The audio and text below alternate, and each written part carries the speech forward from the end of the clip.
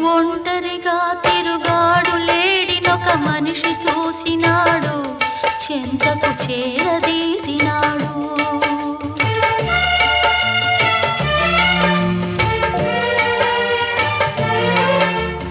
అభమో శుభమో తెలియని లేడి అతనిని నమ్మింది, తన హృదయం పరిచింది.